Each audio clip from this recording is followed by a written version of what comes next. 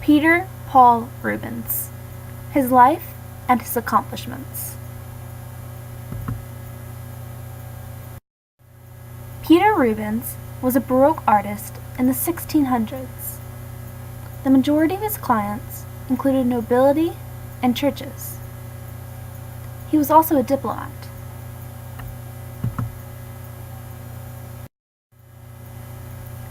John Rubens and Maria Peipeling were Rubens' parents. He was born in Seguin, Germany on June 28, 1577. It was only 10 short years later that his father passed away. His mother then moved him and his siblings to Antwerp, Belgium.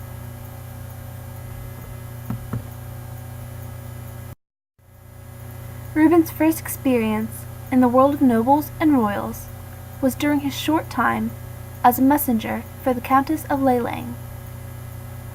Once he had returned to Antwerp, he had decided to become an artist.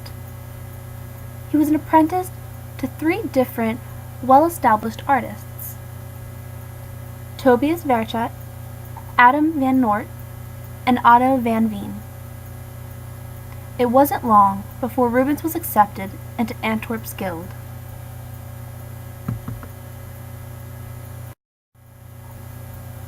Rubens traveled to Italy and finished his study of the arts. There he began his career. Paintings by Raphael and Michelangelo in Rome had a big influence on Rubens. He even studied painters such as Titian and Tintoretto in Venice.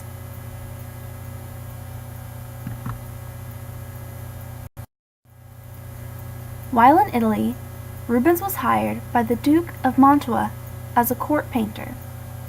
He served the Duke for 8 years. The Duke sent Rubens to Spain for a short time. While in Spain, he impacted the development of Spanish Baroque art. Following his journey to Spain, he spent time in Rome. It was in Rome that Rubens was hired to paint altarpieces for the Church of Sta Croce in Jerusalem and the High Altar of Santa Maria in Vallicella.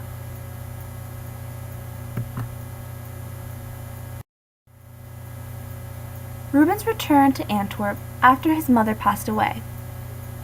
A year later, he took Isabella Brandt as his wife.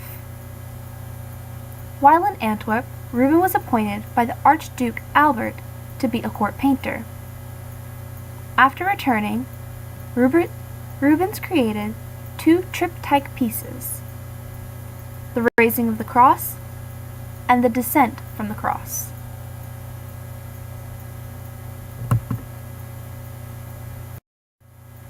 The Raising of the Cross. This painting was created for the high altar of the Church of St. Walpurgis. This is why St. Amand, St. Walpurgis, and St. Eligius can be seen in the outer panels. There are different scenes being portrayed on all 3 panels. In the first panel, the Virgin Mary and other women can be seen grieving. In the center panel, many men can be seen attempting to raise a crucified Jesus. In the third and final panel, there are men being executed by Roman soldiers. This was the first piece that Rubens had created after studying artists such as Michelangelo.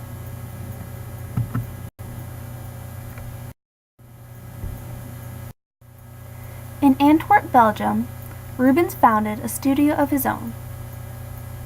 He hired an entire staff to work alongside him. One of his assistants was Anthony van Dyck, seen in the bottom right corner. Anthony van Dyck went on to become a well-known artist himself. Rubens' clients consisted of nobility and art collectors. Because of his popularity among the nobles, he was able to receive generous profits off of his work. His studio produced over 2,000 pieces.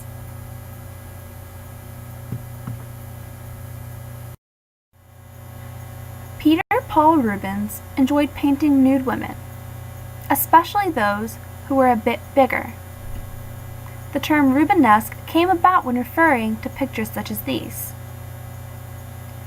He also painted different scenes depicting different hunts, as well as mythological paintings. He used bold, vibrant colors, which was common among Baroque art. A majority of his work was oil paintings on canvas. His art pieces were realistic with a lot of detail.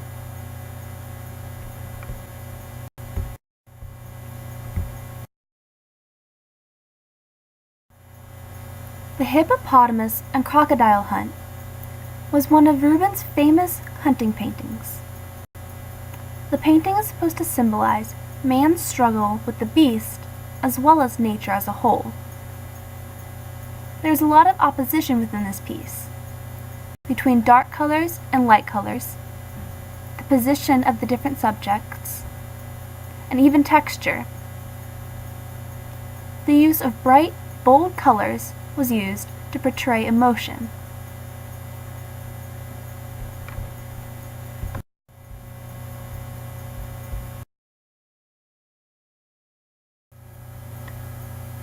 Peter Rubens also dabbled in politics. He was involved in negotiations to end a 12-year war between the Spanish Netherlands and the Dutch Republic.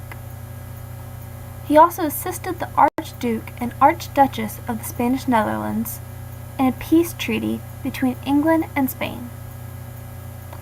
Because of his efforts, he was knighted by Charles I of England.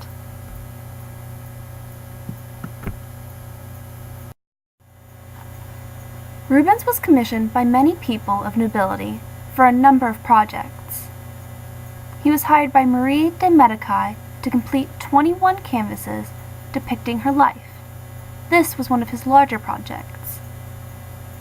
He also designed the history of Constantine the Great for King Louis XIII.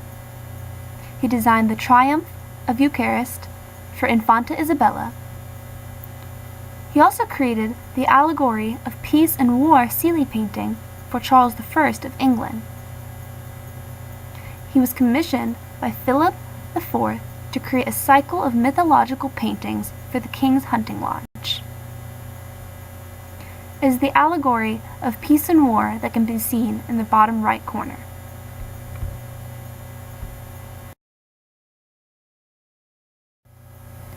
Four years after the death of his first wife, Isabella, Rubens married Helena Phaumont.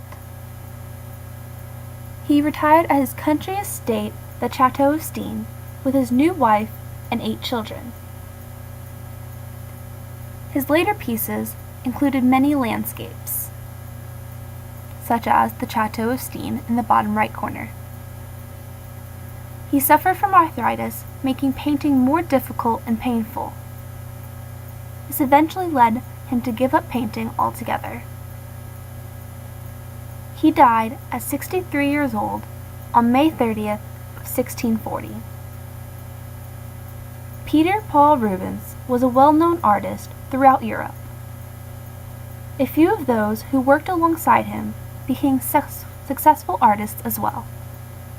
He influenced not only people and paintings of his time, but also for centuries to come.